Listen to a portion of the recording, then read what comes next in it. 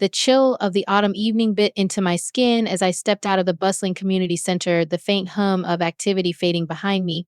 The sun dipped low, casting long shadows across the cityscape of Seattle.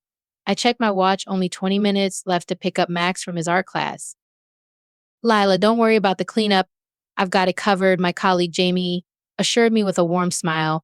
She was always ready to lend a hand, especially on days like this. Thanks, Jamie. I owe you one, I replied, gathering my belongings quickly. The relief was immediate as I hurried to my car, the day's stresses momentarily lifted. Life wasn't always easy, but it was stable, filled with the love of my 9-year-old son, Max. After my divorce from Alex 3 years ago, I had fought to keep our world intact. Alex had once been a loving partner, but that warmth had faded, replaced by a distant coldness.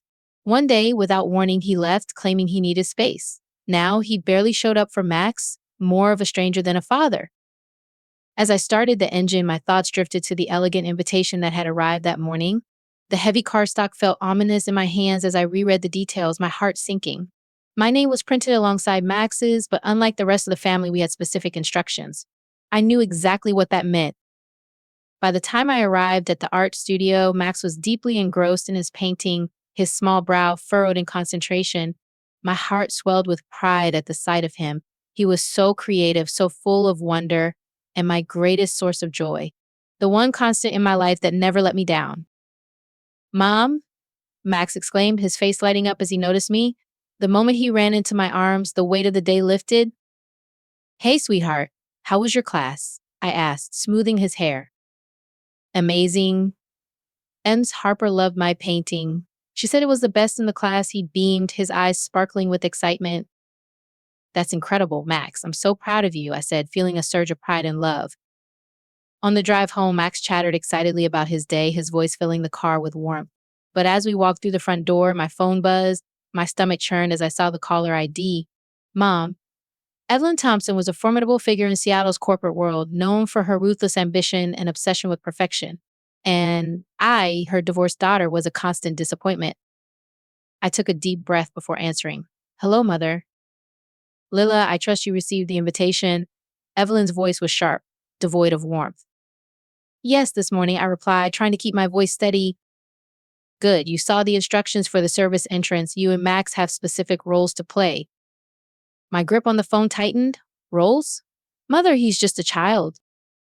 A cold sigh echoed through the receiver. Don't be dramatic, Leela. This is Claire's day, and I won't have you ruining it. Make sure Max is dressed appropriately. I won't have him embarrassing us. The call ended abruptly, leaving me gripping the phone tightly before setting it down. I leaned against the kitchen counter, exhaling slowly. It had always been this way. Since childhood, Clara had been the golden child, driven, elegant, the embodiment of our mother's ambitions. She was a successful entrepreneur, moving in elite circles, and now she was marrying Henry Sterling, heir to a tech empire. Meanwhile, I had always been the outcast, the daughter who never quite measured up. Mom, are you okay? Max's small voice pulled me back. He was watching me with concern, his wide, innocent eyes searching my face. I forced a smile. I'm fine, sweetheart. That was Grandma. She was calling about Aunt Clara's wedding. His face lit up. Are we going? I want to go. I want to see Grandma and Clara. Of course we're going, I said, brushing a hand over Max's cheek. We'll face whatever comes together, okay? That night, after Max had fallen asleep, I curled up on the couch with the wedding invitation in hand. The luxurious paper shimmered with silver accents, announcing Clara and Henry's grand union. But on a separate slip, cold and impersonal, were our instructions: please enter through the service entrance. Details will be provided by Evelyn. I sighed and reached for an old photo album, flipping through the worn pages. I saw Clara nestled in our mother's embrace, smiling while I lingered just a step apart. The only arms that had ever been open to me were my father's. I traced the edges of his photo, whispering, Dad, if only you were here, things would be so different. The weight of the past pressed down on me, but I knew I had to stay strong for Max. Tomorrow would be a new day, and together we would face whatever challenges came our way. The morning of Clara's wedding arrived with a crisp chill in the air, the sun casting a soft glow over Seattle's skyline. I woke up with a knot in my stomach, the weight of the day ahead pressing down on me. Max, on the other hand, was buzzing with excitement, eager to be part of the grand event. I helped him into his little suit, straightening the tie and smoothing down the collar. He looked so grown up, yet so vulnerable. I knelt down to meet his gaze, my hands resting on his shoulders. Max, today might be a little different. Grandma has some special task for us, and it might not feel very nice. But remember, no matter what happens, you are brave and kind, and I am so proud of you. Max nodded, his eyes shining with determination. I know, Mom. We'll face it together, right? I smiled, feeling a surge of pride. That's right, sweetheart. Together. As we approached the designated door, I could feel Max's small hand tightening in mine. I gave it a reassuring squeeze before pushing the door open. Inside, the bustling kitchen staff barely acknowledged our presence, their focus solely on the day's preparations. Evelyn was already there, dressed in an elegant gown that shimmered under the harsh fluorescent lights. She barely spared us a glance before checking her watch, her lips pursed in disapproval. Finally, you're here. I was beginning to think you'd be late, she said, her voice sharp. I kept my voice steady, refusing to let her see the turmoil inside me. We arrived at the exact time listed on the invitation, Mother. Evelyn ignored my response and turned her attention to Max. With a thin smile, she held out a neatly folded outfit, a crisp white shirt, and a black vest tailored to fit a 9-year-old. Max, today you have a special role. You'll be helping with the drinks and clearing plates. Here, put this on, she instructed, handing him the uniform. My stomach dropped as I realized the extent of her cruelty. Evelyn, you can't be serious. He's just a child, I protested, my voice shaking with disbelief. Her gaze turned icy. This is what was stated in the invitation, Lila. If you want to attend, you'll cooperate. I felt a surge of anger, but held it back, knowing that causing a scene would only make things worse for Max. I knelt down beside him, helping him into the uniform, my hands trembling with suppressed emotion. You look so handsome, sweetheart, I whispered, blinking back tears. Remember, you are braver than anyone here. Max nodded, his small chin lifted with quiet bravery. I can do it, Mom. Don't worry. As we stepped into the grand banquet hall, the weight of humiliation pressed down on me like a physical force. The chandeliers cast a golden glow over the elegantly draped tables, extravagant floral arrangements towering over laughing guests. I scanned the place cards, searching for Max's name, but found nothing. Lila, over here, Evelyn called, gesturing us towards a small isolated table near the back. A plain card rested on the linen, boldly stamped with one word, staff. Beside it, at Max's place, another label stood out in crisp black ink, server. A ripple of whispers and muffled laughter spread among the guests as they took notice of our presence. I felt my face burn with shame, but as I met Max's gaze, I knew this wasn't over. We would face this together no matter what challenges lay ahead. As the ceremony began, Max was led away by a staff member who explained his duties in hushed tones. I watched as he nodded, his small frame swallowed up by the opulence of the venue. The sight of him balancing a tray almost too heavy for his hands, navigating through oblivious guests, was heart-wrenching. I rose instinctively to help, but Evelyn blocked my path, her voice cold. Stay seated, Leela. He's managing just fine. My stomach twisted as I watched Max pour drinks and clear plates, his tiny fingers trembling under the weight. The guests barely noticed him, their conversations filled with laughter and clinking glasses. Some shot him pitying glances, while others whispered behind their hands. Amidst the chaos, a kind-hearted elderly woman placed a gentle hand on Max's shoulder. Thank you, sweetheart, she murmured, her voice filled with warmth. But not everyone was so indifferent. Near our table, the venue coordinator, Olivia, had been observing with a deepening frown. Quietly, she leaned towards me, her voice barely above a whisper. This isn't right, Lila. This is abuse. Olivia's expression darkened as she listened to my trembling voice. This isn't the first time, is it? She asked, her eyes filled with empathy. I hesitated before admitting the truth. No, it's not. Ever since the divorce, my mother and sister have treated Max like an outsider, forcing him to serve at every family gathering. It's been going on for years. Olivia's jaw tightened, her gaze flickering with determination. Don't worry, Lila. I have an idea. Trust me. Before I could respond, a sharp crash rang out from across the hall. All heads turned as Max stood frozen, his tiny hands still outstretched, shattered glass and water pooling at his feet. A collective hush fell over the room as Evelyn stormed towards him, her face contorted with rage. How dare you embarrass us like this, she hissed, seizing his arm. I rushed to Max's side, prying Evelyn's grip from his arm. Max, are you hurt? I asked, scanning him for injuries. Clara, draped in her designer gown, approached with a look of pure disdain. Can you not cause a scene for once, Lila? This is my day, she snapped. Max swallowed hard, kneeling to wipe up the spilled water with shaking hands. I bent down to help him, my fingers curling into fists as I fought to contain my anger. But before I could say anything, Olivia intervened. Easy, Leela, she murmured, her voice calm yet firm. I'll handle this, trust me. I looked at her in confusion, but Olivia only squeezed my hand reassuringly. Trust me, she whispered again. Max wiped his eyes and straightened his shoulders, his determination unwavering. I squeezed his hand, feeling a mix of pride and protectiveness. Just a little longer, sweetheart, I whispered, my voice steady despite the storm raging inside me. As the reception carried on, the weight of the day pressed down on us, but with Olivia's promise echoing in my mind, I held on to the hope that justice would prevail and the truth. Let's streamline the narrative further to ensure it fits within the 1,200-word limit while maintaining the emotional depth and tension. Here's the revised version of Part 3. The grand banquet hall buzzed with anticipation as the wedding reception unfolded. The clinking of glasses and the hum of conversation filled the air, but my focus remained on Max. He moved carefully through the room, balancing a tray laden with drinks, his small hands trembling under the weight. Each step he took was a testament to his resilience, but it was also a stark reminder of the cruelty he was being subjected to. As the speeches began, the atmosphere shifted. Clara and Henry's friends and family took turns sharing heartfelt stories and lighthearted anecdotes, each one met with warm applause. But as the host's voice rang out, announcing a special slideshow celebrating the couple's journey, the room fell silent. And now, a special slideshow celebrating the journey of our beloved Clara and Henry, the host announced, gesturing towards a massive screen that flickered to life. The lights dimmed, and a hush settled over the crowd. The screen displayed the title, A Love Story to Remember, but what followed was far from the romantic montage everyone expected. The first clip showed a past Christmas gathering, the camera slightly unsteady as if held by small hands. It captured Max balancing a tray of drinks as he served the guests. Murmurs spread through the crowd as they realized what they were seeing. Clara and Evelyn were front and center, their voices crystal clear.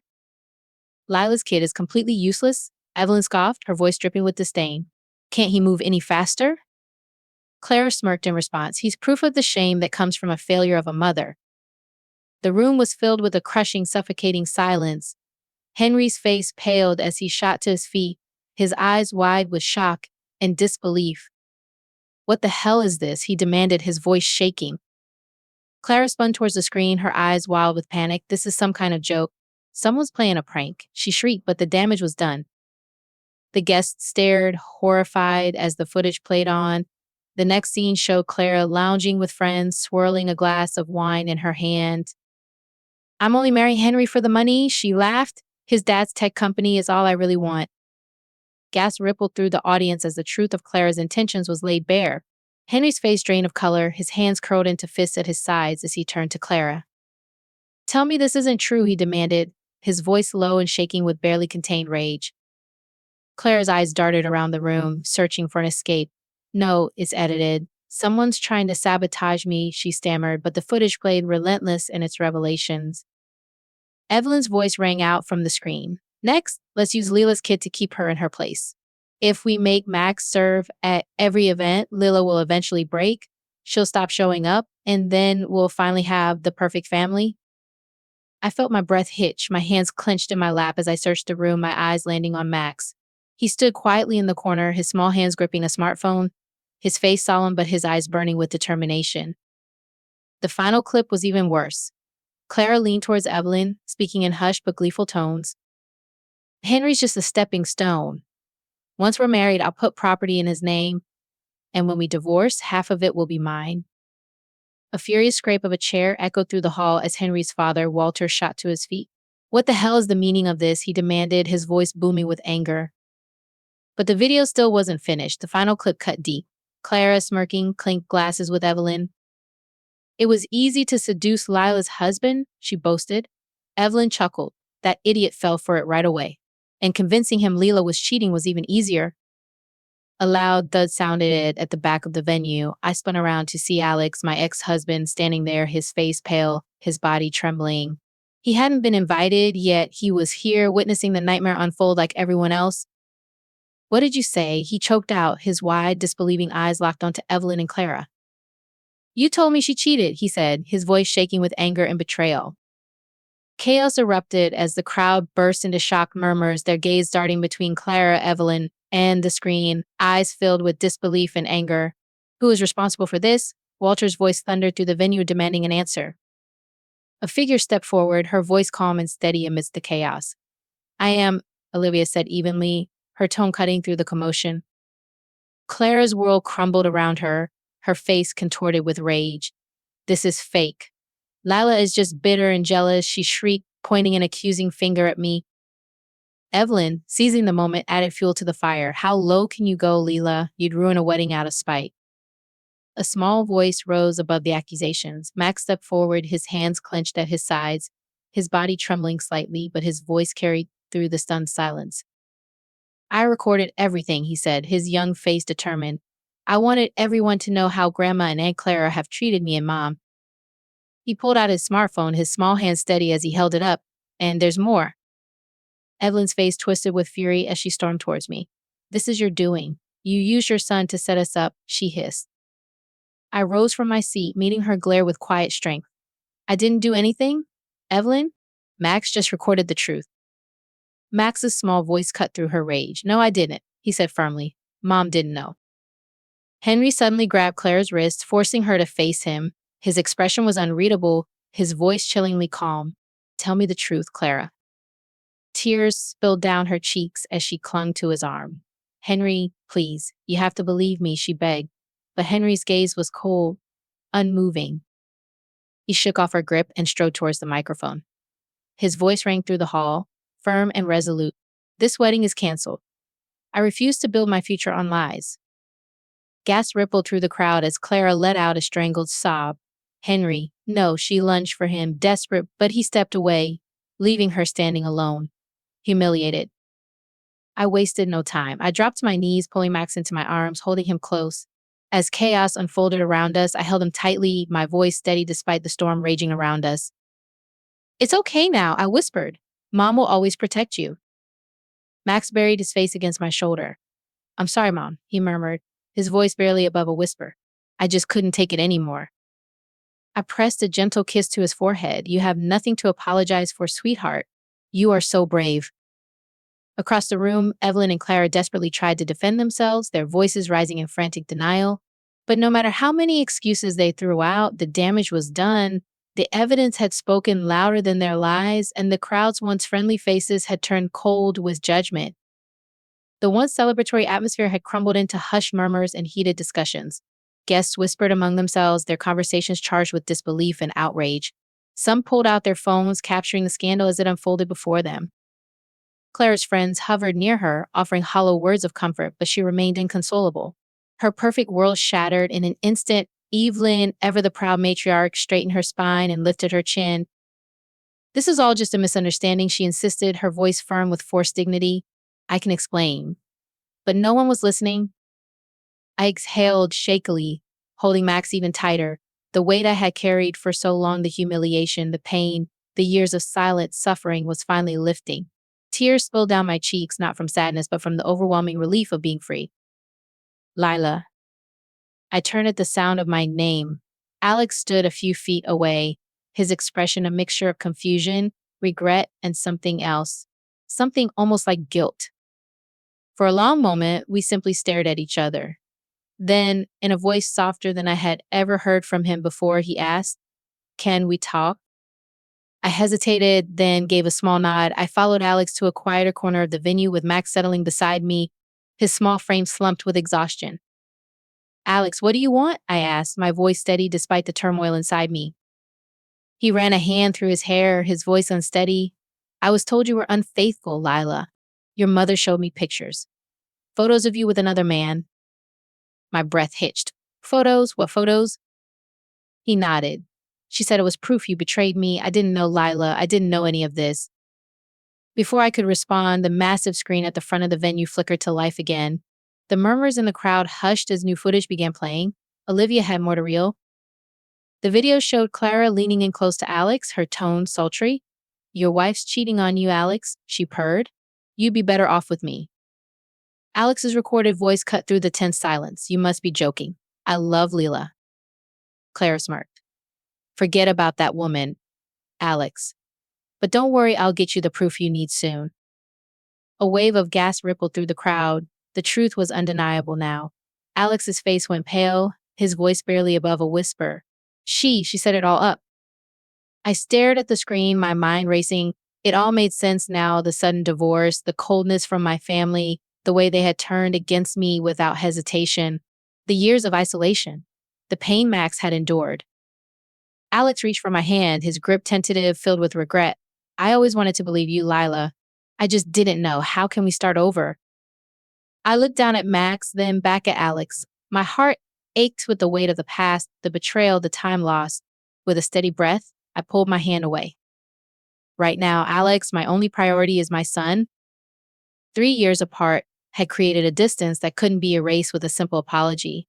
The journey towards healing and forgiveness would be long and uncertain, but with Max by my side, I knew we could face whatever came our way. The grand banquet hall was in chaos as the truth about Clara and Evelyn's manipulations echoed through the room. Guests murmured in disbelief, their eyes wide with shock as they processed the revelations. The once elegant atmosphere had shattered, replaced by a palpable tension and outrage. Amidst the turmoil, I held Max close, feeling his small body tremble slightly from the emotional storm. I whispered reassurances, promising him that everything would be okay, that we would face whatever came next together.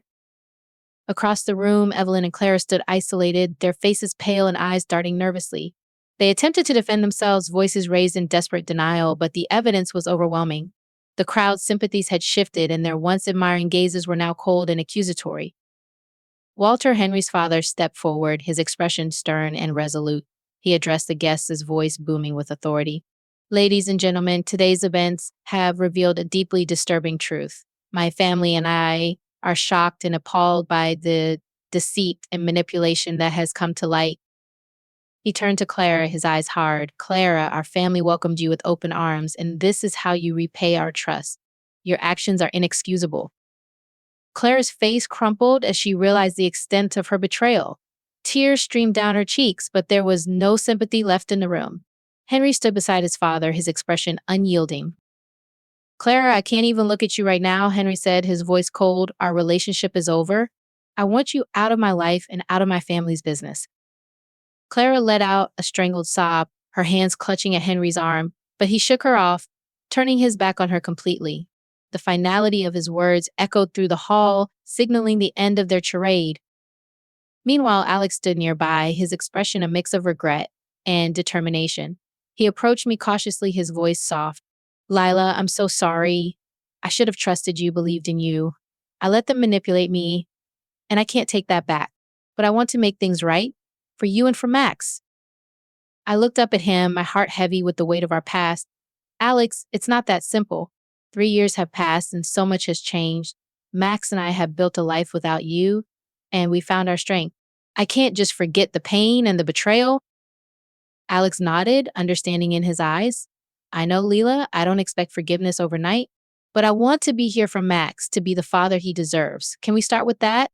Can I be a part of his life again? I glanced down at Max, who was watching us with curious eyes. I sighed, knowing that despite everything, Max deserved to have his father in his life. We can try, Alex, for Max's sake, but it will take time and I won't rush anything. Alex smiled sadly, accepting my terms. Thank you, Lila. That's all I ask. As the chaos in the banquet hall began to settle, the police arrived, summoned by Walter to investigate the extent of Evelyn and Claire's manipulations. Officers moved through the crowd, taking statements and gathering evidence.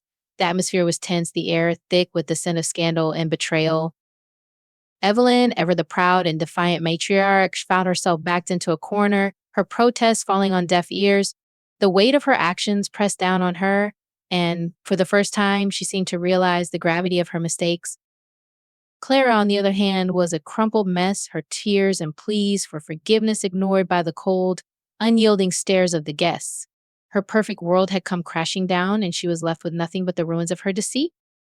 As the police escorted Evelyn and Claire away for further questioning, I felt a sense of relief wash over me. The truth had finally come to light, and justice was being served. I looked down at Max, his small hand tucked safely in mine, and smiled. It's over, sweetheart, I whispered. We're free. In the weeks that followed, Our lives began to change. Max and I moved into a cozy home in a quiet neighborhood, far from the shadows of Evelyn's manipulations. With the support of Henry's family, I secured a position as the director of a local library, finding fulfillment in my work and the joy of sharing stories with the community. Max thrived in his new school, his creativity and kindness shining brightly. He made new friends easily, and his artwork was celebrated by his teachers and peers. Alex visited regularly, taking Max on adventures and slowly rebuilding their bond. I watched from a distance, cautious but hopeful that Alex's presence would bring healing and joy to Max's life. As for Evelyn and Clara, their worlds crumbled beneath the weight of their actions. Evelyn's real estate empire faced legal scrutiny, and she was forced to step down from her position of power. Clara's boutique struggled to stay afloat, her reputation tarnished beyond repair. They faced the consequences of their manipulations, their once proud names now synonymous with deceit and scandal.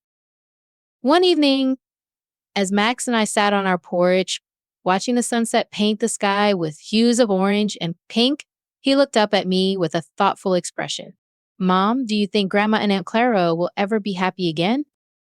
I smiled softly, running a hand through his hair. I don't know, sweetheart. But I do know that happiness comes from being true to yourself and treating others with kindness and respect. And that's something we'll always have, no matter what. Max nodded, his eyes reflecting the warmth of the setting sun. I'm glad we have each other, Mom. That's all that matters. As we sat there, hand in hand, I knew that despite the pain and betrayal we had endured, we had emerged stronger and more resilient. Our bond was unbreakable, and our future was filled with promise and hope.